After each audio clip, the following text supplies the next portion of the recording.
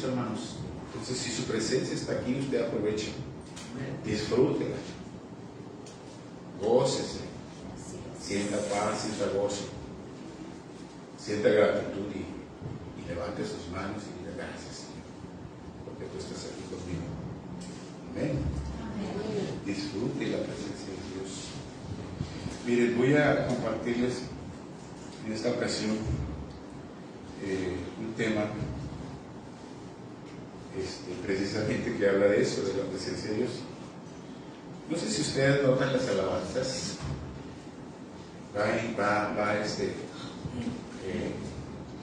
todo va acorde, ¿verdad?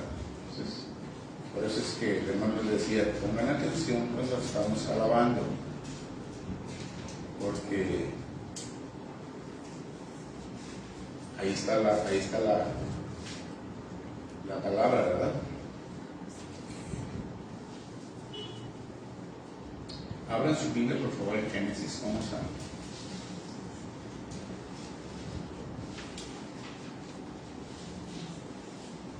abra su Biblia en Génesis capítulo 39.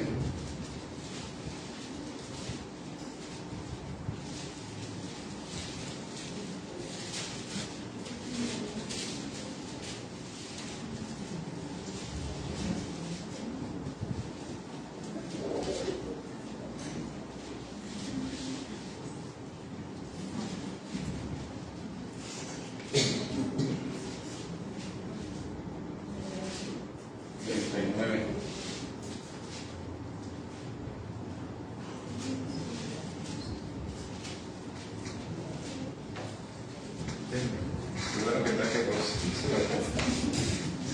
Es que esta es nueva y todavía batallo para acomodarla.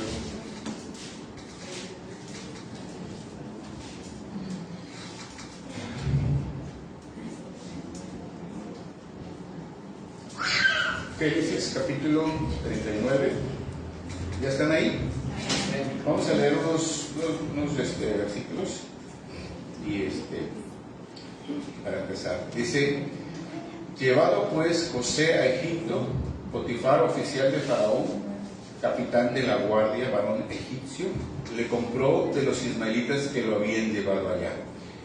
Mas Jehová estaba con José y fue varón próspero, y estaba en la casa de su amo el egipcio. Y vio su amo que Jehová estaba con él, y que todo lo que hacía Jehová lo hacía prosperar en su mano. Nada más esos tres versículos vamos a leer, y quiero que me acompañen para orar. Señor, te damos muchas gracias en esta mañana por tu preciosa palabra. Padre, gracias porque nos permites tener acceso a ella, para leerla, para predicarla, para compartirla. Gracias, Señor, porque tenemos esa libertad y hoy la tenemos en nuestra mano, Señor. Gracias, Señor, y está dispuesta siempre para nuestro oído, Señor. Tu palabra es la que da vida en nosotros, Señor. Es la que nos da esa fortaleza, esa dirección, esa sabiduría. Es la que nos corrige, es la que nos redarguye, Señor, de cuando estamos mal. Padre, gracias porque en esta mañana tú nuevamente traes el alimento a nuestras vidas. Sabemos que es el pan de cada día que debemos de pedir, Señor. Este es el maná que viene del cielo, es tu palabra la que alimenta, la que nos fortalece, Señor. Gracias por este tiempo, Señor.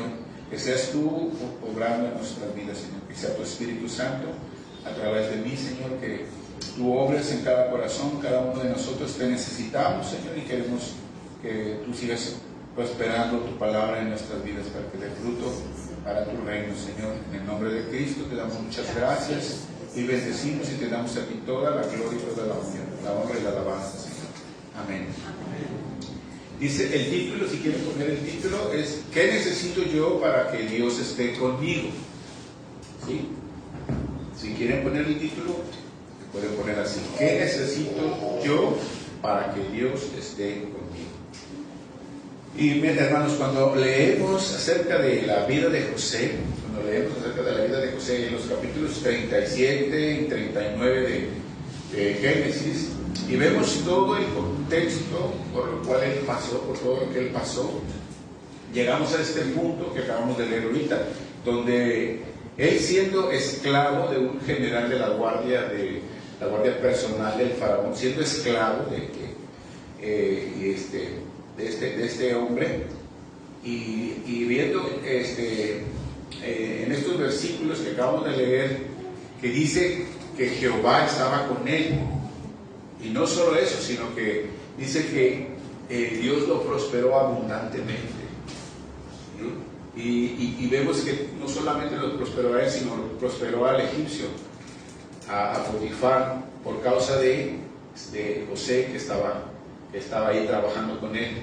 ¿Por qué? Porque la presencia de Dios estaba con él, ¿sí? Dios prosperó todo lo que estaba en sus manos. Y cuando vemos todo esto, hermanos, no podemos dejar de preguntarnos, cada uno de nosotros, ¿qué necesito yo para que Dios esté conmigo? ¿Sí? En otras palabras, ¿qué necesito yo para que la presencia de Dios esté conmigo? ¿Qué necesitas tú y qué necesito yo? ¿Qué necesitamos para que Dios esté con nosotros? Para que la presencia de Dios esté con nosotros. Veamos un poquito acerca de José. Esa es una pregunta que nos debemos de hacer nosotros. Pero veamos un poquito acerca de José. ¿Quién era este hombre, José? Primeramente tenemos que ver que era sus antecedentes, ¿verdad? Que él era el penúltimo de las 12 tribus, de los 12 hijos de Jacob. Era el penúltimo, pero era el primogénito de Raquel, de la mujer de Jacob. Era el primogénito, porque ella no podía tener hijos y lo tuvo hasta después. Y Jacob lo amaba mucho. ¿Por qué? Porque él era el más pequeño y lo tuvo a los 90 años. O sea, lo tuvo cuando él ya estaba muy grande. Y era el favorito de José. Era el favorito por eso mismo, porque como lo tuvo ya grande él, y de su esposa Raquel, que no podía tener hijos, después tuvo. Entonces lo amaba mucho. Incluso le hizo una túnica. Dice ahí en la Biblia que le hizo una túnica de muchos colores, ¿verdad? Entonces era un símbolo de grandeza en ese tiempo, ¿verdad? Que todo el mundo traía las túnicas de un solo color, pero José tenía una túnica de muchos colores que le hizo su padre, porque lo amaba mucho. Pero eso le trajo muchas consecuencias. Le trajo que hubiera, porque había ese favoritismo. Entonces ese favoritismo generó envidias de sus hermanos, y los hermanos lo envidiaron. Los hermanos de José lo envidiaban. Llegaron a odiarlo por todo eso, ¿verdad? Porque era el favorito de su padre. Dicho sea de paso, por eso no es bueno tener favoritismo dentro de los hijos, de las familias. O sea, tenemos que verlos igual, porque eso puede generar un enojo, una envidia de los otros hermanos. Bueno, eso le pasó, y aparte que cometió imprudencia, porque él soñaba algunos sueños que se los comentó a sus padres y a sus hermanos, y esos sueños tenían que ver con lo que Dios iba a hacer en su vida. Él soñaba que ellos venían y se postraban ante él y se arrodillaban, y entonces ellos se enojaron más, se encendió más su enojo, y en una ocasión ellos lo agarraron y lo vendieron. Lo vendieron a los ismaelitas, a los madianitas que pasaban por ahí, y él apenas tenía 17 años cuando lo vendieron. Y fue comprado allí en Egipto por el capitán de la guardia personal de Faraón, y lo compró como un esclavo. Ahí estaba en la casa de Potifar como esclavo. Pero él tenía ciertas características. José era muy obediente. Era una de las características que él tenía, que era muy obediente. Todo lo que le decían él lo hacía al pie de la letra. Era muy obediente, era muy diligente. Otra de las características era que era muy diligente, es decir, que él hacía todo bien hecho, como le decían que lo hiciera, lo hacía, pero bien hecho, y se adelantaba a veces a hacer cosas que no le mandaban. Era muy diligente y era muy fiel a su trabajo. Era un hombre muy fiel a sus quehaceres, fiel a su amo, y por eso se ganó la confianza de su amo. Se ganó mucho la confianza de su amo. Y miren lo que dice en el versículo 4 que estuvimos leyendo ahorita. Dice dice, ahí en Génesis 39, dice en el versículo 4, dice, así halló José gracia en sus ojos y le servía. Dice, y él le hizo mayordomo de su casa y entregó en su poder todo lo que tenía. Qué confianza le generó, ¿verdad? Qué confianza que alguien te pueda confiar todo lo de su casa. Yo estás en tu casa, yo te confío todo a ti, creo en ti. O sea, eso es algo que se ganó él porque era un hombre obediente, diligente, muy fiel. Y llegó a ser el amo, el que se encargaba de todo lo de su patrón, de su amo.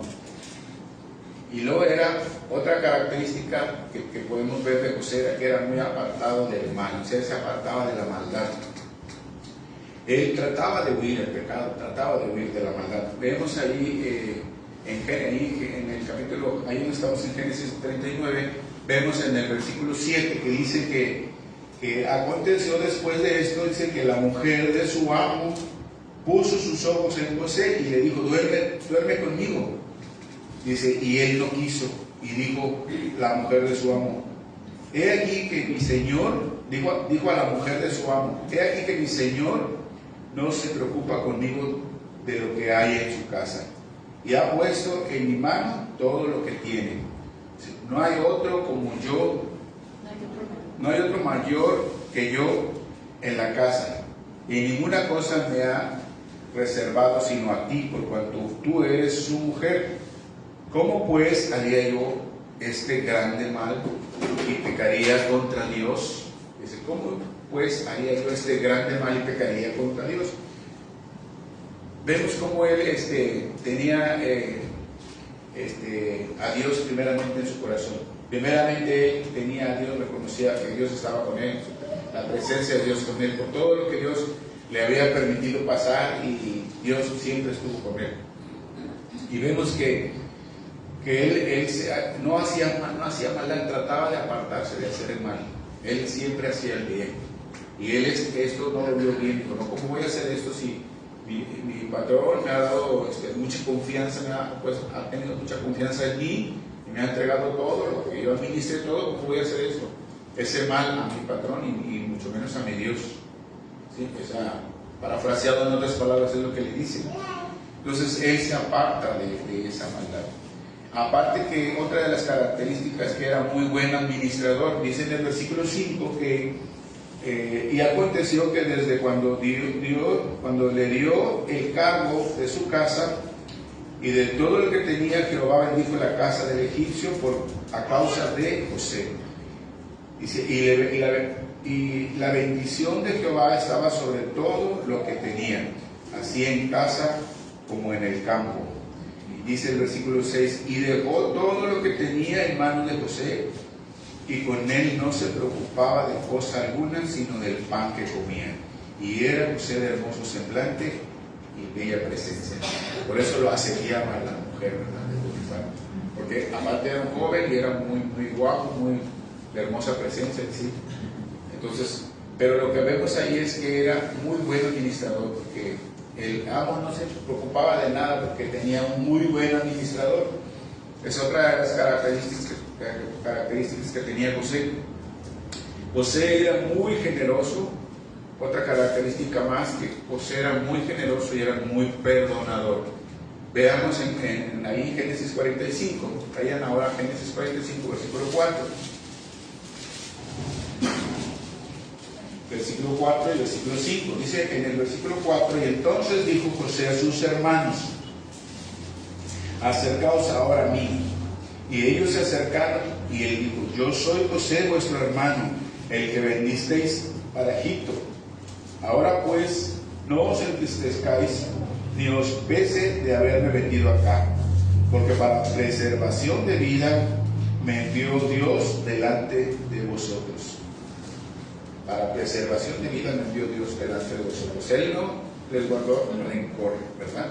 Él no les guardó rencor, él perdonó.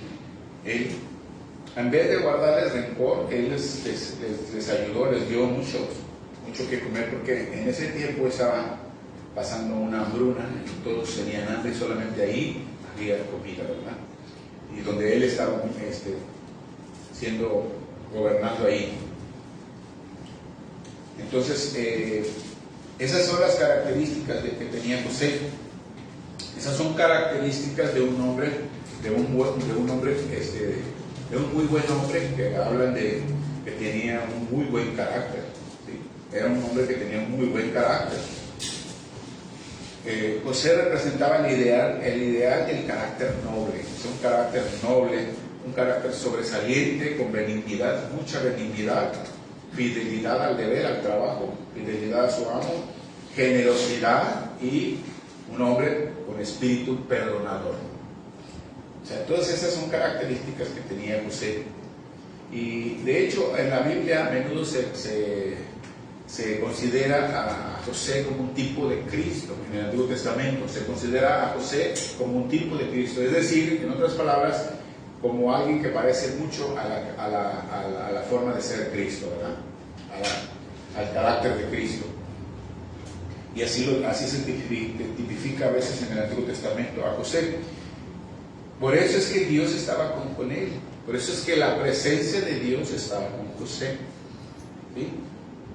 Ahora, no me malentiendan cuando yo les digo esto, cuando les estoy diciendo esto, no vayan a malinterpretar que no es por todas esas características que tenía José que la presencia de Dios estaba con él, ¿sí?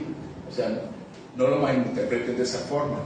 O sea, no es que José se esforzaba para hacer esto bien, no es que José hacía mucho esfuerzo y procuraba hacer esto y lo otro para que la presencia de Dios estuviera con él.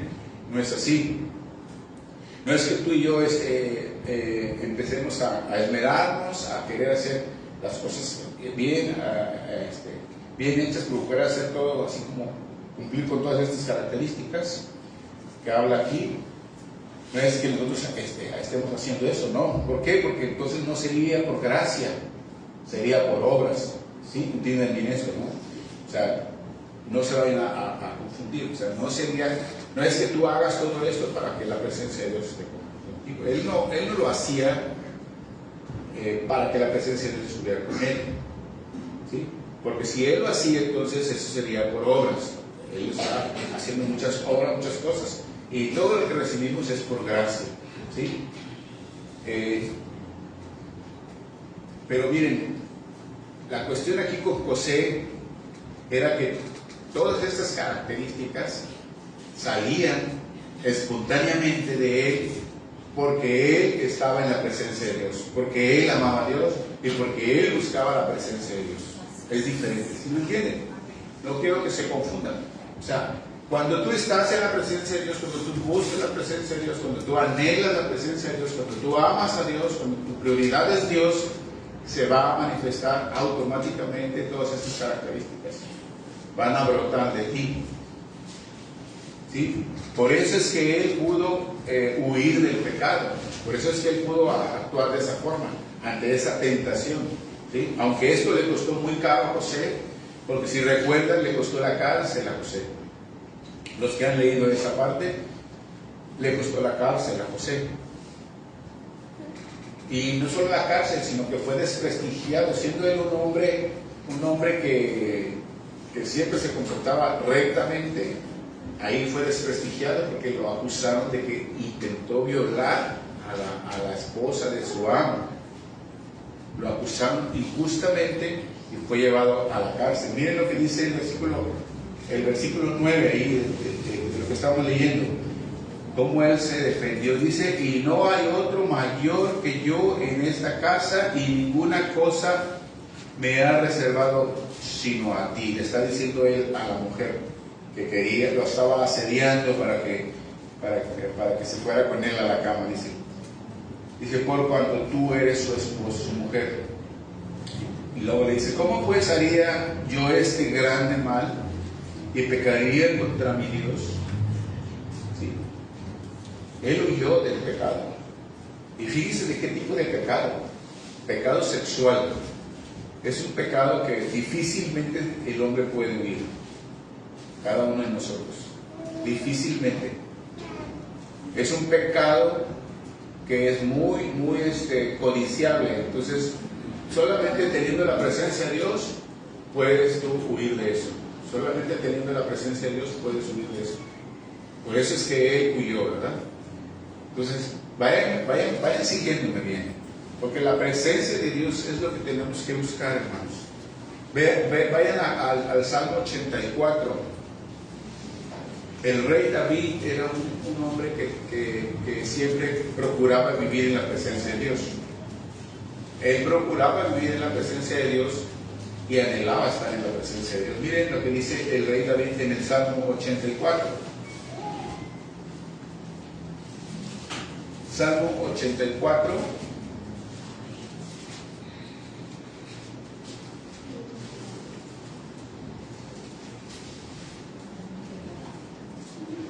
Versículo 10, ¿sí están ahí? Versículo 10. Salmo 84, versículo 10.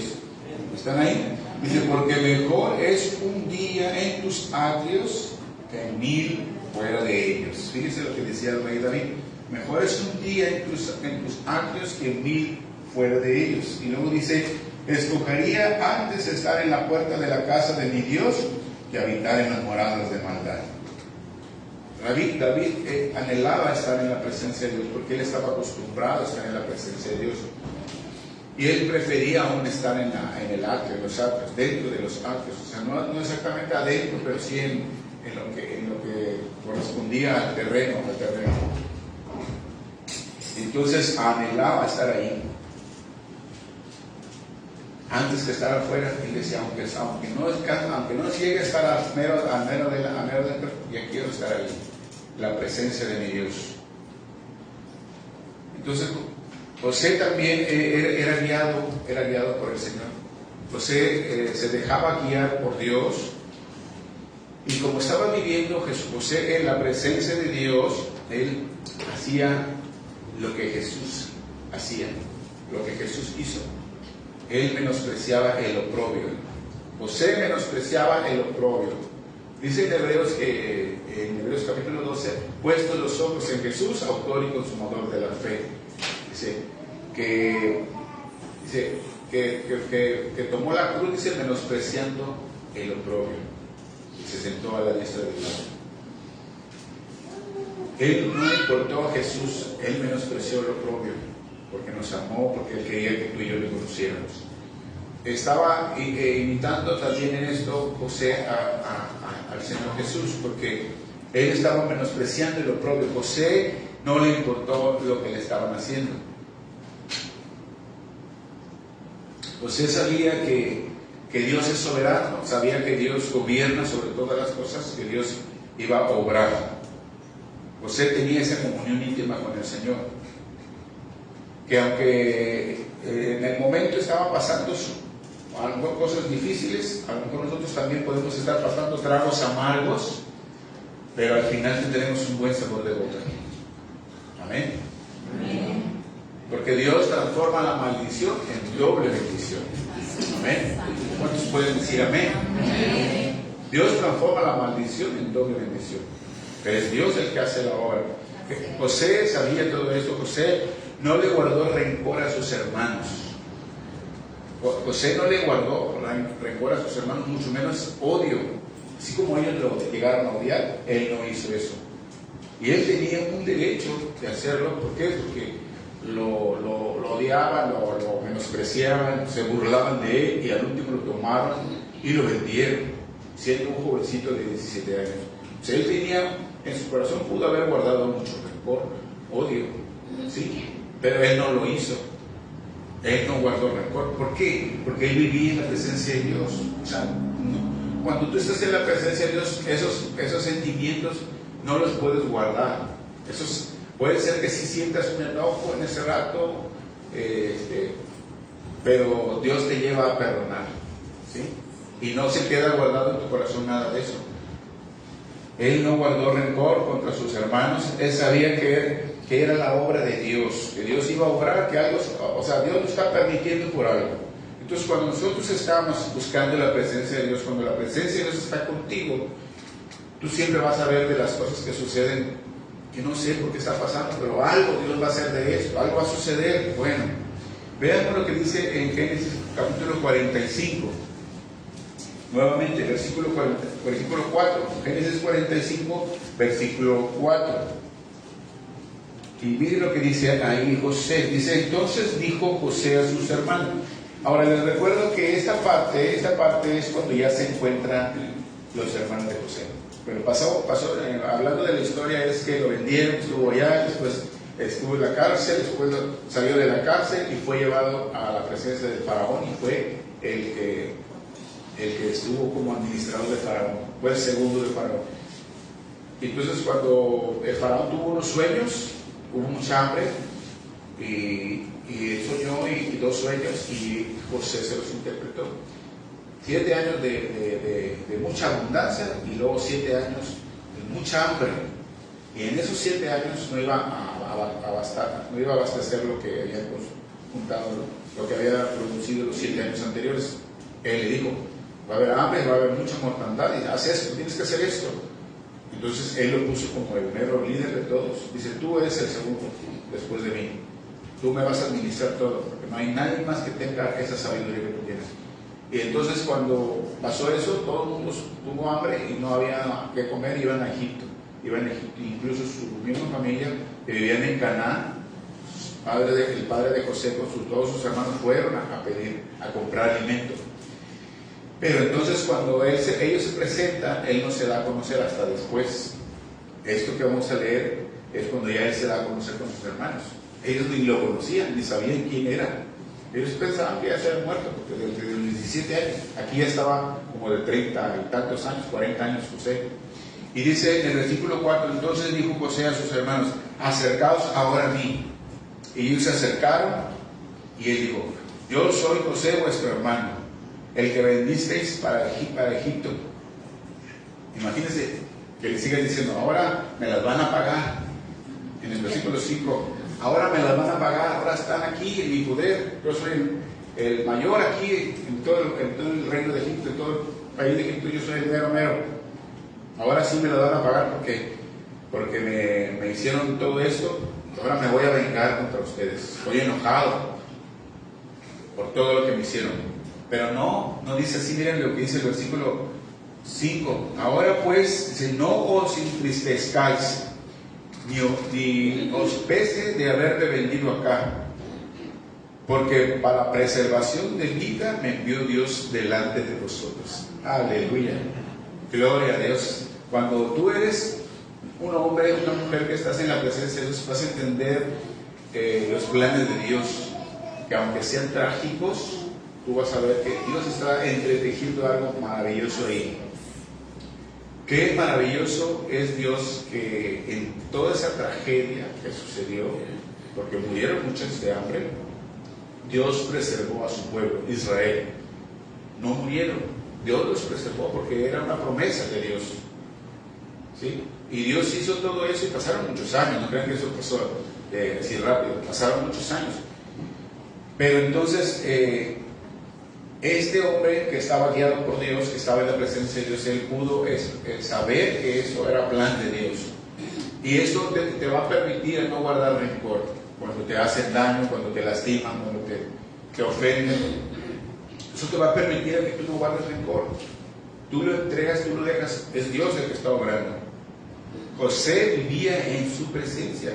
José vivía en la presencia de Dios porque su prioridad era Dios. Su deleite, su anhelo, su pasión, su amor, y toda su vida era Dios. Eso es lo que Dios está hablándonos a nuestro corazón. Miren, los profetas del Antiguo Testamento, ellos estaban entregados a Dios. Cuando ellos sabían que Dios los llamaba para profetas, ellos sabían que ellos se apartaban completamente del mundo. Incluso vivían como solitarios en el desierto. Ellos andaban de un lado a otro porque ellos estaban siempre en comunión con Dios, siendo sensibles a la voz de Dios para ver qué iban a hablarle al pueblo.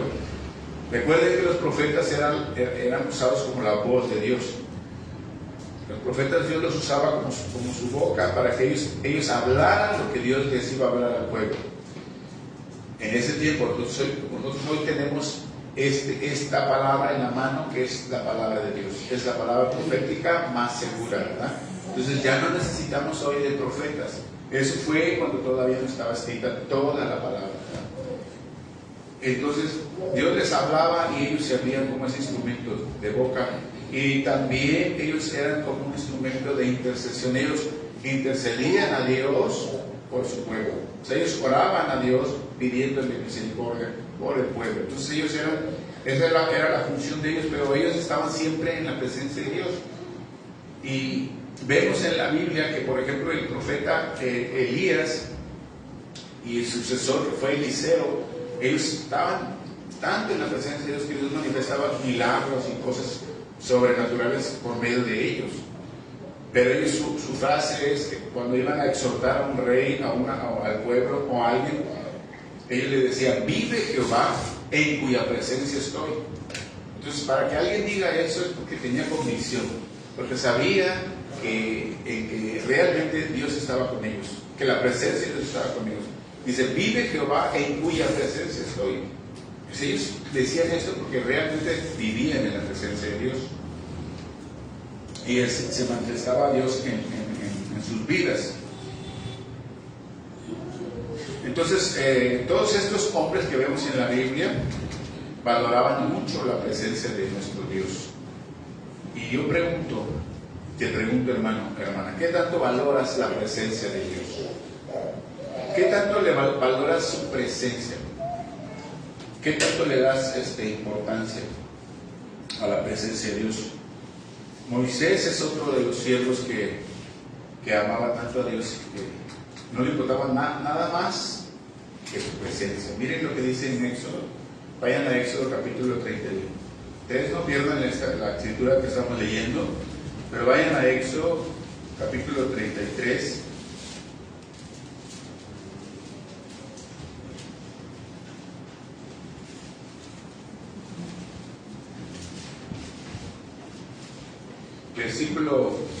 Éxodo 33, versículo 12.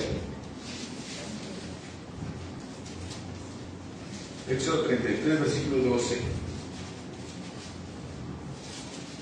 ¿Están ahí? Dice en el versículo del 12 al 15, vamos a leer. Dice: y dijo Moisés a Jehová: mira, tú me dices a mí, saca a este pueblo, y tú no me has declarado a quién enviarás conmigo. Sin embargo, tú dices: yo te he conocido por tu nombre y he hallado también gracia en mis ojos. Dice: ahora, pues si he hallado gracia en tus ojos, te ruego que me muestres ahora tu camino para que te conozca y halle gracia en tus ojos. Y mira que esta gente es pueblo tuyo. Y él le dijo: mi presencia irá contigo y te daré descanso. Y el versículo 15 dice Moisés respondió: si tu presencia no ha de ir conmigo, no nos saques de aquí. Moisés valoraba y amaba tanto la presencia de Dios que no quería otra cosa. Incluso dijo: no me muevas si tu presencia no va conmigo. ¿Por qué le dice esto? Porque previamente ellos habían pecado contra Dios. El pueblo de Dios había rebelado, hizo un ídolo y adoraron un becerro de oro.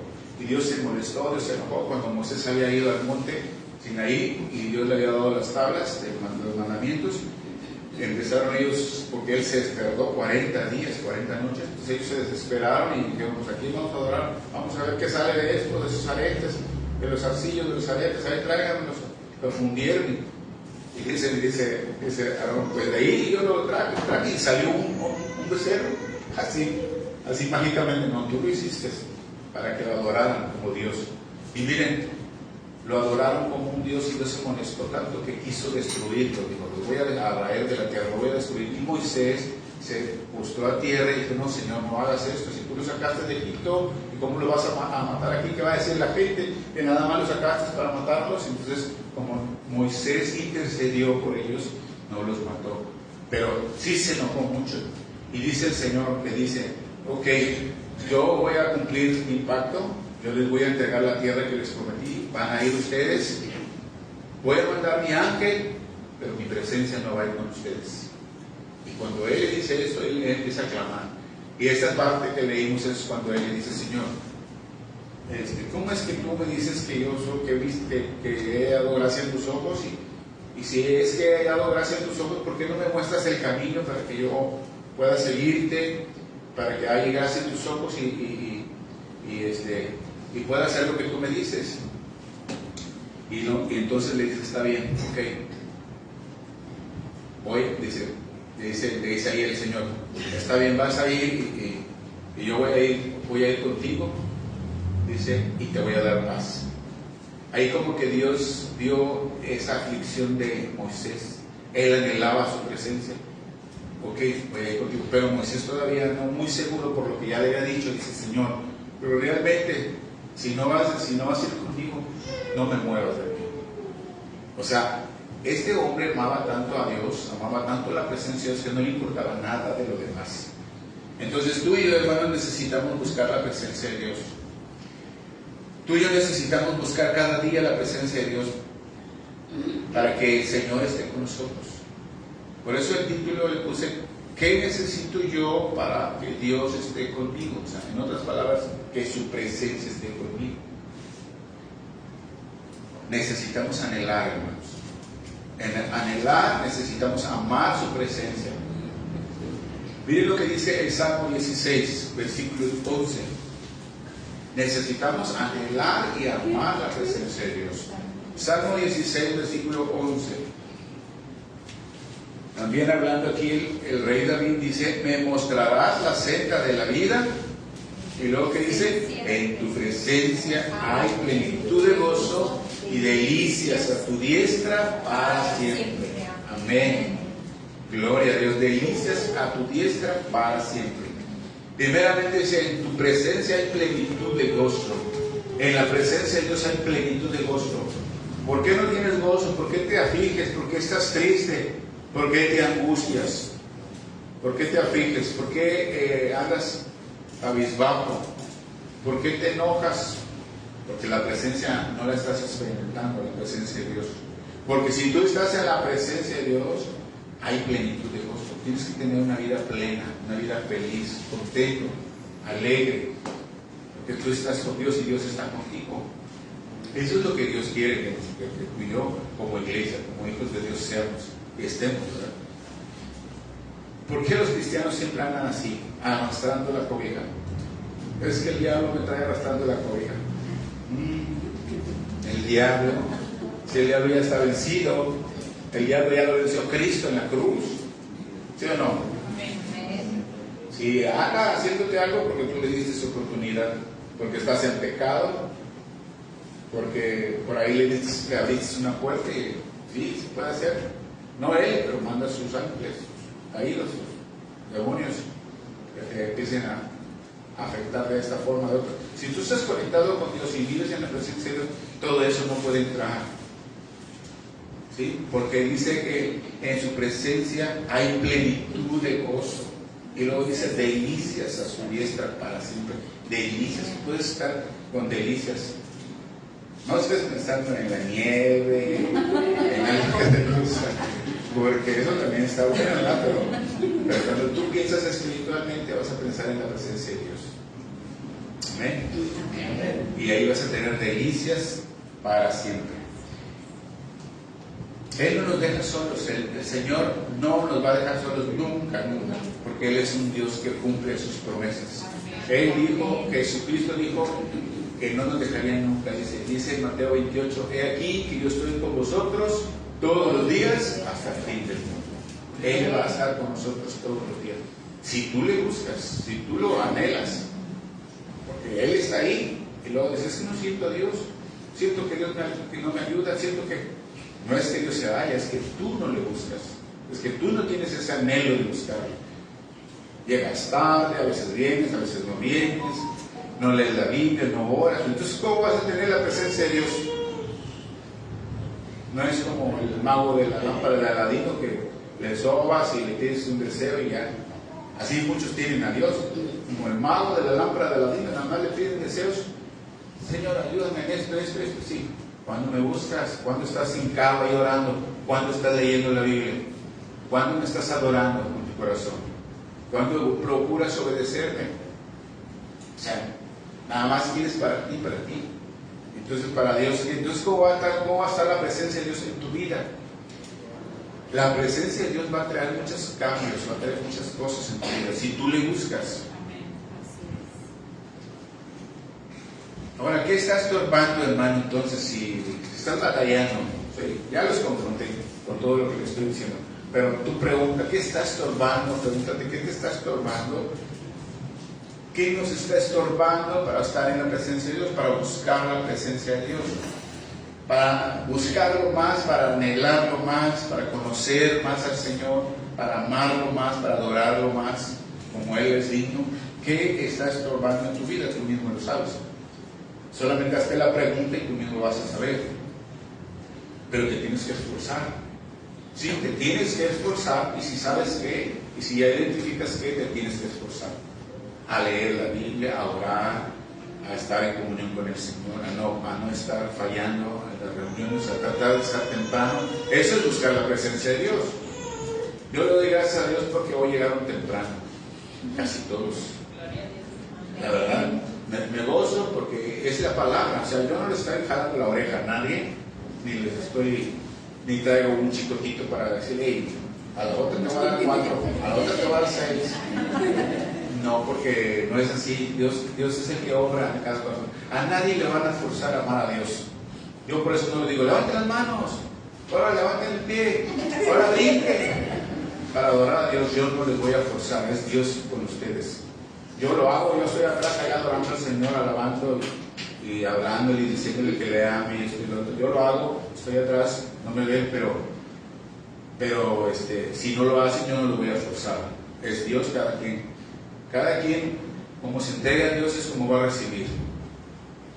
¿Sí? Porque tenemos que esforzarnos. Hay muchas trabas, hay muchas áreas de nuestra vida que no las hemos soltado, que todavía estamos batallando.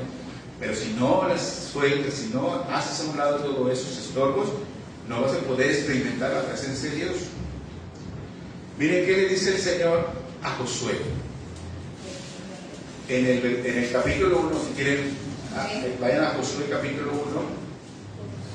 Josué capítulo 1, versículo 5. Lo que le dice Dios a Josué cuando él ya está a punto de cruzar, a la tierra prometida, ¿sí? Ya anduvo por el desierto mucho tiempo y ya está a punto de pasar a la tierra prometida, pero hay muchos pueblos ahí paganos. Paguen el celular, por favor. No debe estar celulares perdidos. ¿Soy yo aquí o soy yo afuera? Yo vi un celular. Ok. Miren, esto se lo dice el Señor a Josué cuando ya iba a tomar la tierra, pero tenía que acabar con todos los que moraban en esa tierra. Josué 1:5. Vean lo que dice ahí en el versículo 5. Dice, nadie te podrá hacer frente en todos los días de tu vida. Aleluya. Ya con eso que le está diciendo el Señor es algo glorioso. Pues, ¿quién te va a hacer frente si Él te lo está prometiendo? Nadie te podrá hacer frente en todos los días de tu vida. No en un ratito, sino en todos los días de tu vida. Qué maravilloso, dice aquí, y luego sigue diciendo, como estuve con Moisés, estaré contigo. Le está prometiendo Dios a Josué, así como yo estuve con Moisés y hice maravillas para sacar a mi pueblo de Egipto, así voy a estar contigo. Pero fíjate, luego le dice, no te dejaré ni te desampararé. Aleluya. Gloria a Dios. Y luego que dice, esfuérzate, esa es la clave. Esfuérzate y sé valiente. Dice, porque tú repartirás a este pueblo por heredar la tierra de la cual juré a sus padres que la daría a ellos. Y otra vez le repite, solamente esfuérzate y sé muy valiente para cuidar de hacer conforme a toda la ley que mi siervo Moisés te mandó. Y luego dice, no te apartes de ella ni a diestra ni a siniestra, para que seas, ¿qué dice? Prosperado en todas las cosas que emprendas. Amén. Gloria a Dios. Tú vas a ser prosperado en todo lo que hagas si no te apartas de la ley de Dios. Si tú estás, no te apartas ni a la izquierda ni a la derecha, si tú estás haciendo todo lo que dice aquí en la Biblia, vas a ser prosperado. ¿Por qué el cristiano no es prosperado? O sea, no estoy hablando de prosperidad, ni tampoco yo doy esos temas en el púlpito de prosperidad, porque muchas iglesias hablan de pura prosperidad, pero la Biblia dice que tú puedes prosperar, pero tienes que amar a Dios primero. O sea, no está peleado Dios con darte bendición y multiplicarte, porque lo vemos en la Biblia. Abraham era muy rico, ¿sí? Jacob era muy rico, y José, no se diga, José fue el mero en Egipto. Todo estaba a sus manos. Entonces, aquí está hablando que Dios te está prometiendo todo eso. Mira, dice el versículo 9, dice: mira que te mando. Nuevamente le está diciendo, en estos 3 versículos, ya 3 veces le está diciendo: mira que te mando, que te esfuerces y seas valiente. No temas ni desmayes, porque Jehová tu Dios estará contigo en donde quiera que vayas. Amén. ¿Cuántos pueden decir amén? Gracias al Señor. El Señor está contigo, hermano, a donde quiera que tú vayas, si tú le buscas la presencia de Dios.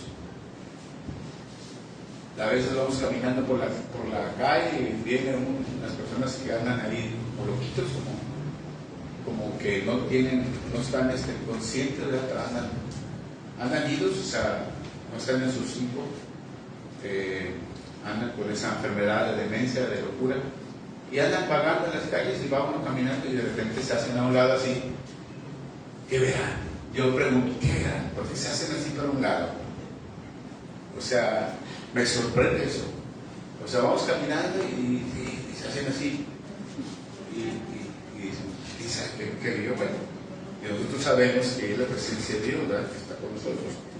Cuando alguien te dice: oye, no sé qué te pasó, te veo diferente, te siento diferente, no sé, te ves bien como luz, así, no sé, algo que eres, es la presencia de Dios. Cuando alguien te diga eso, gózate y dile: Señor, quiero más todavía.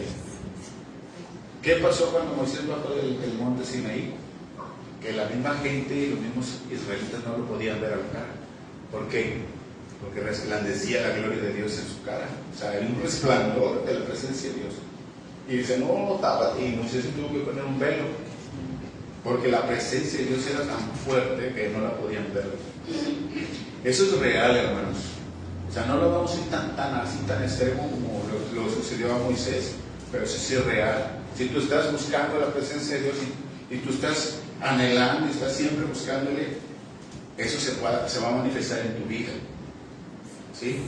Se va a manifestar en tu vida. Miren que dice ahí lo que estábamos leyendo nuevamente en Génesis 39.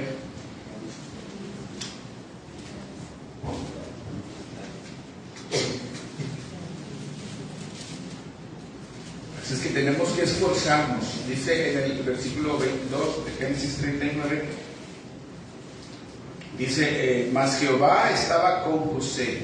Miren, Jehová estaba con José y fue varón próspero. Ahí está hablando de la prosperidad, ¿sí? Fue varón próspero. Y estaba en la casa de su amo el egipcio. El versículo 3 dice: y vio su amo que Jehová estaba con él, y que todo lo que hacía, Jehová lo hacía prosperar en su mano. Aleluya. Hasta la gente puede ver. El amo, el egipcio, pudo ver que Dios estaba con José. Y dijo: no, pues todo prospera, mejor te lo doy todo. Tú manéjalo todo, tú eres el bueno aquí. Qué maravilloso es que cuando tú estás buscando la presencia de Dios, y no solamente vas a prosperar tú, sino todos los que están ahí. Dice ahí que la gracia de Dios se derramó también en la casa de este hombre, del egipcio, porque dice que bendijo a la casa del egipcio abundantemente. Dice el versículo 4, dice: y así halló José gracia en sus ojos, y le servía, y él le hizo mayordomo de su casa, y entregó en su poder todo lo que tenía. ¿Sí? Cuando la presencia de Dios está en tu vida, tú tienes gracia para todos. Donde quiera que vayas, tú tienes gracia. La gracia de Dios está contigo. Vas a caer bien, vas a hacerle bien a todos. Van a decir, yo quiero que te quedes un rato más, espérate, ¿por qué te vas? Vente, vamos a comer. Cuando la presencia de Dios está en tu vida, incluso en tu casa se puede experimentar la presencia de Dios. Cuando la gente va a tu casa, pues no sé qué hay aquí, pero siento mucha paz. Y no se quieren ir. Ahí está la presencia de Dios. ¿Sí? La presencia de Dios no solamente va a bendecirnos a nosotros, sino a todos los que están alrededor. Miren lo que dice el versículo 5. Dice que, y aconteció que desde cuando le dio el campo de su casa y de todo lo que tenía, dice Jehová bendijo la casa del egipcio a causa de José. Fíjense, Jehová bendijo la casa del egipcio. Era una persona pagana, digo pagana porque no era del pueblo de Dios, eran de Egipto, y aún así lo bendijo, porque ellos tenían otros dioses, adoraban otros dioses. Los egipcios adoraban otros dioses. ¿Y por qué lo bendijo Dios? Por causa de José. ¿Sí? Fíjense nada más hasta dónde puede bendecir Dios, no solamente a nosotros, sino a donde tú quieras, a donde quiera que tú vayas, va a haber bendición. ¿Sí? Dice por causa, dicen, de José. Y la bendición de Jehová estaba sobre todo lo que tenían, así en casa como en el campo. Dios bendijo a este hombre en su casa y en el campo, todo lo que tenía, lo multiplicó, lo bendijo. Por causa de José, y no era de José, sino era la presencia de Dios, ¿sí? Porque la presencia de Dios estaba con José. Porque el Señor está contigo, Dios va a bendecir en tu casa, tu familia, tus hijos, tu trabajo, donde quiera que tú vas, va a haber bendición. La presencia de Dios en nuestra vida, en tu vida, va a traer bendición para todos los que estén alrededor tuyo. Y va a Dios traer prosperidad a todos los que estén ahí en el lugar. O sea, te estoy hablando porque esa es una realidad, porque eso lo dice la Biblia. Porque a lo mejor puedo decir, ¿por qué no lo veo yo? ¿Por qué no lo veo? Pues es precisamente porque eso es lo que necesitamos, la presencia de Dios en nuestras vidas. En el Antiguo Testamento la presencia de Dios se simbolizaba en el arca del pacto. ¿Se acuerdan? Ellos tenían el arca del pacto donde estaba el maná, la vara de Aarón que se reverdecía, y tenían ahí las tablas del pacto que Dios le dio a Moisés. Ahí estaban, y era el arca, era como un cofre, y ahí bajaba la presencia de Dios, estaba abajo de unos querubines de oro, y ahí bajaba la presencia de Dios. Entonces esa arca siempre representaba la presencia de Dios. Pero después de que el pueblo tuvo guerra, los filisteos tuvieron guerra con Israel y los vencieron y le robaron el arca del pacto. Entonces cuando le robaron el arca del pacto, la tuvieron los filisteos por mucho tiempo, bueno, no mucho tiempo, meses, pero Dios los castigó y hubo mortandad de filisteos y empezaron a tener tumores, muchos tumores en el cuerpo, y ellos los regresaron mejor, tuvieron mucho miedo. Entonces regresaron el arca del pacto y la fueron a llevar a la casa de Abinadab. Y la llevaron con ofrendas, que hicieron unos tumores de oro y los pusieron ahí, uno por cada rey de los filisteos, y le llevaron porque tuvieron mucho miedo, porque les vino juicio, porque nadie podía tocar el arca del pacto, solamente los que Dios había consagrado para eso, que eran los levitas, ellos podían tocar y manipular el arca, porque ahí se bajaba la presencia de Dios cuando ellos andaban de un lado para otro. Entonces eso simbolizaba la presencia de Dios. Y miren, quiero que vayan por un momento a 1 de Samuel capítulo 7. Ellos cuando ya la regresan a la casa de Abinadab, y ahí está con Abinadab el arca del pacto. Miren, Abinadab era un levita, o sea, él sí tenía el derecho y la autorización de parte de Dios de tocar y manipular el arca. Primera de Samuel, capítulo 7. Abinadab era un levita, o sea, sí podía tocar y manipular. Pero vean lo que dice en el Primera de Samuel, capítulo 7, versículo 1 y versículo 2. Dice: vinieron los de Kiriath Jearim y llevaron el arca de Jehová y la pusieron en casa de Abinadab, situada en el collado, y santificaron a Eleazar su hijo para que guardase el arca de Jehová. O sea, Abinadab santificó a su hijo, porque todos eran levitas, para que la guardara, ¿verdad? Y luego dice, desde el versículo 2, desde el día que llegó el arca a Kiriath Jearim pasaron muchos días. ¿Cuántos? 20 años. Y luego dice, y toda la casa de Israel lamentaba en pos de Jehová. O sea, lamentaba porque ya no estaba el arca con ellos, sino la habían dejado allá. Pero fíjense, pongan atención lo que dice: 20 años estuvo en la casa de Abinadab y punto, no dice otra cosa. Pero ahora vayan a 2 de Samuel, capítulo 6, ahí mismo, pero en 2 de Samuel, capítulo 6, versículo 10. Versículo 10, 2 de Samuel, capítulo 6, versículo 10, ¿están ahí?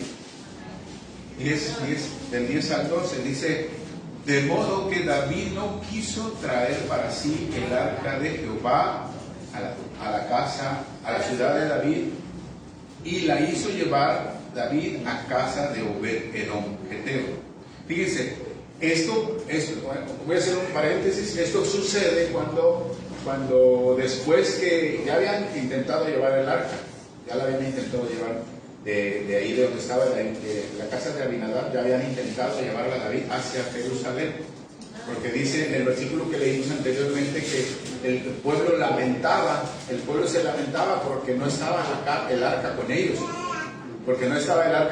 entonces ellos quisieron ir por el arca, David, y en esa ocasión dice la Biblia que los bueyes tropezaron y trastabilló la carreta en donde llevaban el arca, y uno de ellos, que se llamaba Usa, estiró la mano para detenerla, para que no se cayera, y dice que Dios lo fulminó.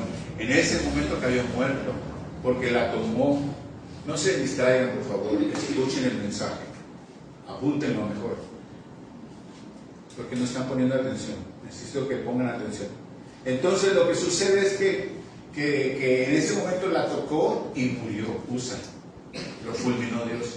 Y tuvo mucho miedo el pueblo, y tuvo mucho miedo David, y dijo: no la vamos a llevar. Y esto que estamos leyendo ahí es cuando él la dice: mejor vamos a llevarla, no la llevamos a Jerusalén, vamos a llevarla mejor aquí con Obed-Edom. Y mire lo que dice en el versículo 10: de modo que David no quiso traer para sí el arca de Jehová a la ciudad de David, y la hizo llevar David a casa de Obed-Edom, Geteo. Y fíjense el versículo 11, dice: y estuvo el arca de Jehová en casa de Obed-Edom, Geteo, 3 meses.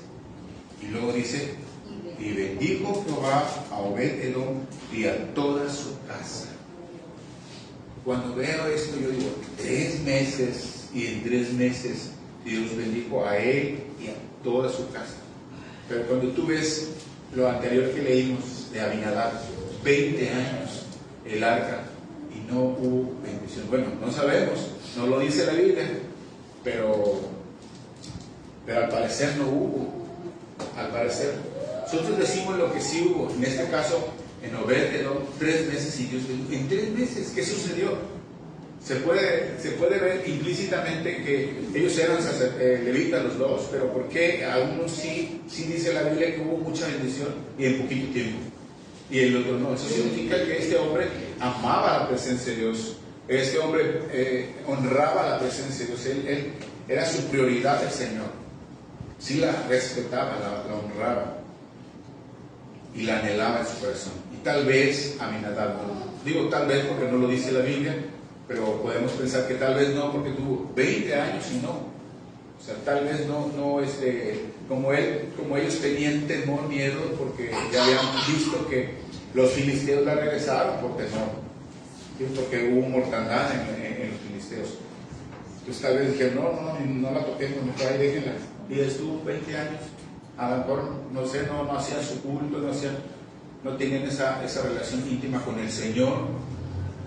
Y esto me sorprende porque en 3 meses en la casa de Obed-Edom fue bendecida. ¿Sí? Así es que vemos que a José también él amaba la presencia de Dios.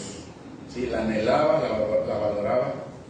Y a él no le importó lo que sufrió, no le importó el sufrimiento, no le importó el dolor, la aflicción de su alma, no le importó nada de eso. Él amaba la presencia de Dios.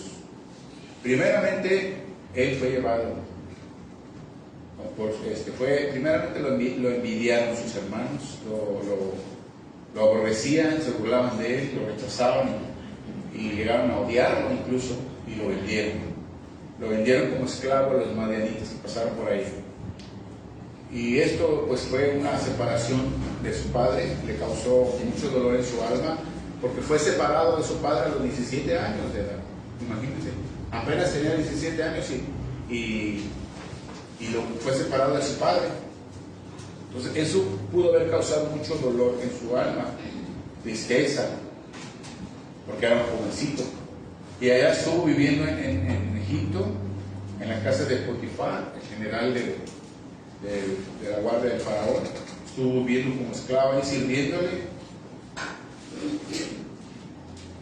Y luego después fue acosado sexualmente por la esposa de su amo. Lo acosaba día tras día y él se rehusaba hasta que un día la mujer lo quiso agarrar y él la rechazó. Él rechazó a la mujer. ¿Y qué pasó? Que ella lo acusó falsamente de intento de violación y eso lo llevó a la cárcel. Lo llevaron a la cárcel injustamente. Y en la cárcel, ¿qué pasó? Como Dios estaba con él, Dios siempre estuvo con él, Dios le dio gracia también con el carcelero, y el carcelero lo puso al frente de todo, como administrador de la cárcel. Él era el que servía ahí a los presos, era el mero ahí, el segundo del carcelero. O sea, Dios le dio gracias donde quiera que él estuvo, independientemente de lo que él pasó, de lo que sufrió, porque él buscaba la presencia de Dios. Y la presencia de Dios estaba con él. Y luego dice que cuando leemos la historia de José, que dentro de la casa el copero y el panadero del rey estaban en la cárcel porque habían tenido una situación ahí con el rey, y el rey los metió en la cárcel. Estaban en disputa, en pleito de quién era el culpable. Entonces ellos tuvieron un sueño, cada quien por su lado. El copero y el panadero tuvieron un sueño y ese sueño los afligía y no sabían qué era. Y entonces José les dice: bueno, Dios es el que interpreta los sueños, pues díganmelo. Y se lo cuentan y él se los interpreta, y el sueño que le interpreta a cada uno eso es lo que les acontece. El copero lo mataron, lo llevaron a la horca, y al copero lo restituyeron su puesto. Fue nuevamente con el rey. Al copero, al panadero lo mataron, lo llevaron a la horca, y al copero lo restituyeron de su puesto. O sea, nuevamente fue a darle la copa al rey. Pero cuando eso sucede, José le dice al copero: cuando seas restituido a tu puesto, cuando vuelvas a tener tu puesto, acuérdate de mí, porque he sido hurtado, he sido robado de la tierra de los hebreos, y injustamente me han acusado y he estado aquí en la cárcel injustamente. Yo no hice nada, acuérdate de mí, ten misericordia de mí, cuéntale esto al rey. Pero dice la Biblia que el copero nunca se acordó. O sea, no se acordó, lo olvidó. Pero Dios no se olvidó. Dios no se olvidó, Dios lo sacó de la cárcel.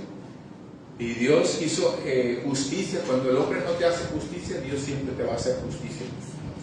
El hombre no le hizo justicia a él, pero Dios sí le hizo justicia. ¿Por qué? Porque Dios lo sacó de la cárcel y mira a dónde lo llevó. O sea, tú puedes estar en una cárcel, puedes estar en un sufrimiento, en una situación, pero mira a dónde te va a llevar Dios. Si tú estás conectado con Dios, si estás en la presencia de Dios, Dios puede hacer lo mismo también. Porque mira lo que pasó con José. Dios lo sacó de la cárcel y lo promovió. Primero lo promovió De ser administrador de Potifar, de su casa, fue administrador de la cárcel. Y luego, después de ser administrador de la cárcel, fue administrador de todo el reino de Egipto. Imaginen, gloria a Dios. El rey, el faraón le dio todo el poder a José, porque de ahí lo sacaron, porque después que salió el copero, después de un tiempo, dice, todavía ahí aguantó José, esperó en el Señor, y después de ese tiempo dice que el rey tuvo un sueño y otro sueño, 2 sueños en una misma noche, y entonces José se los interpretó, porque el copero se acordó y dice, ay, me acuerdo que en la cárcel había un hebreo que interpreta los sueños, y dice, ay, ahora me acuerdo de mi mal. O sea, ahí se acordó que hizo mal, que no hizo misericordia, que no se acordó de José, no le dijo nada al rey hasta que Dios lo hizo, ¿verdad? Y entonces le dice, tráiganlo, y es cuando le traen al faraón, le traen a José al faraón, y él dice, mira, yo soñé esto. José le interpreta el sueño y le dice, mira, esto va a pasar, 7 años de abundancia, 7 años de miseria, de pobreza, de escasez, de hambruna, y tienes que hacer esto, esto y esto. Pero ¿quién lo va a hacer? No hay nadie más que tú que tiene sabiduría de parte de tu Dios. Tú vas a ser el bueno aquí. Y miren lo que dice en Génesis capítulo 41. Génesis capítulo 41 y versículo 39, vamos al 39. Génesis 41, versículo 39.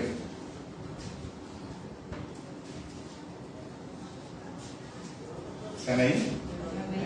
Dice, y dijo Faraón a José, pues que Dios te ha hecho saber todo esto, no hay entendido ni sabio como tú. Tú estarás sobre mi casa. Fíjate lo que dice, tú estarás sobre mi casa, y por tu palabra será gobernado todo mi pueblo. Aleluya. Y luego dice, solamente en el trono seré yo mayor que tú. Aleluya. ¿Qué significa? Que él era el segundo del faraón, el segundo del rey. ¿Hasta dónde lo llevó Dios?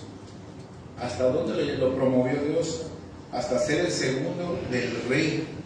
Y dice, tú estarás sobre mi casa, y por tu palabra se gobernará todo mi pueblo. Solamente en el trono seré yo mayor que tú. Dijo además Faraón a José, he aquí yo te he puesto sobre toda la tierra de Egipto. Entonces Faraón quitó su anillo de su mano y lo puso en la mano de José, y lo hizo vestir de ropas de lino finísimo, y puso un collar de oro en su cuello, y lo hizo subir en su segundo carro, y pregonaron delante de él doblar rodilla, y lo puso sobre toda la tierra de Egipto. Amén. Sobre toda la tierra de Egipto. ¿Hasta dónde te puede llevar Dios, hermano? ¿Hasta dónde nos puede llevar el Señor si tú permaneces en su presencia, si tú sigues buscando su presencia? Este es un ejemplo muy claro en la Biblia de cómo Dios es fiel, cómo Dios es bueno, y cómo Dios cuida de nosotros, cómo Dios, a pesar de las dificultades, de las luchas, de las tribulaciones, de los problemas que tú puedas estar pasando, Dios está entretejiendo algo bueno. El punto es que no lo vemos, porque nos quedamos en lo malo, nos fijamos nada más en el problema. O sea, vemos un problema tan grande que no podemos ver a Dios, que es muchísimo más grande que cualquier problema.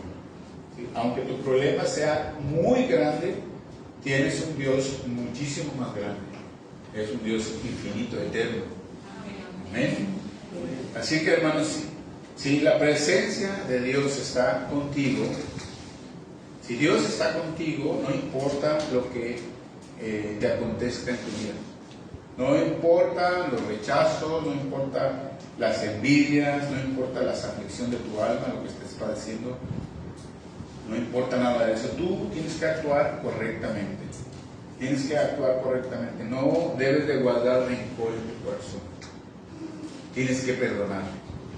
Tienes que perdonar, porque no debes de pagar mal por mal. Si el hombre te ha hecho injusticia, si no te hace justicia y es pura injusticia, recuerda que Dios te va a hacer justicia en su tiempo. Tienes que hacer bien. Donde quiera que estás, tienes que hacer el bien. Y si te pagan mal, vuelve a hacer el bien. ¿Sí? Recuerda que si todos te han olvidado, todos se olvidaron de ti, Dios no se ha olvidado de ti. Pero tienes que buscarlo, tienes que amarlo, tienes que anhelarlo, su presencia, tienes que anhelar su presencia, valorar su presencia. Tienes que darle a Dios el primer lugar en tu vida. Fíjate lo que estoy diciendo, es importante porque si no, no viene la bendición por eso. Y eso y tienes que aplicarlo en tu vida práctica. Porque dices, ¿cómo le doy el primer lugar a Dios en mi vida? En tu vida práctica. En anhelar estar con el Señor, en estar leyendo la Biblia, en orar, en buscar ese tiempo, estar orando, en meditar la palabra, en tratar de cumplirla en tu vida, en ser diligente en las cosas de Dios, en estar aquí, no fallar, en ver que tenemos prioridad por venir a la casa de Dios, en aprender los cursos que se están dando, todo eso. O sea, todo lo que se refiere a la vida cristiana, hermano. Y dice la Biblia, el Señor Jesús hablando, más buscad primeramente el reino de Dios y su justicia, y todo lo demás será añadido. Todo lo demás será añadido. Así que tenemos que buscarle primero su presencia. Amén. Amén. Vamos a orar. Padre, te damos muchas gracias, Señor. Padre, te damos gracias, Señor, porque tú has estado con nosotros todo este tiempo, Señor. Gracias. Gracias por tu preciosa presencia, Señor. Gracias, Señor, porque nos anhelas en tu corazón, Señor. Que anhelas que siempre estemos contigo, Señor. Ayúdanos, Padre, a valorar tu presencia. Ayúdanos a valorarte a ti, Señor. Que en nuestra vida, Señor, tú seas prioridad. Que tú obres para que podamos cada día amarte y para que cada día podamos tener esa necesidad de ti, Señor. De que tú estés con nosotros, Señor. Y podamos nosotros sentir y experimentar que tú estás con nosotros, Señor. Toca nuestro corazón, Señor. Que esta palabra podamos seguirla meditando toda esta semana, Señor, rumiándola, para que podamos nosotros aprender que la prioridad eres tú, Señor. Que todo lo demás es pasajero, cielo y tierra y todo pasará, Señor. Pero tú eres eterno, Señor. Tú permaneces para siempre. Y tú estás con nosotros como lo has prometido, Señor. Ayúdanos a poder sentir tu presencia, Señor, en nuestras vidas. Poder experimentarla y que otras personas también sean bendecidas, porque tú estás con nosotros, Señor. Gracias te damos por tu palabra, te bendecimos y te damos a ti la gloria, la honra y la alabanza. En el nombre precioso de Jesús. Amén. Amén.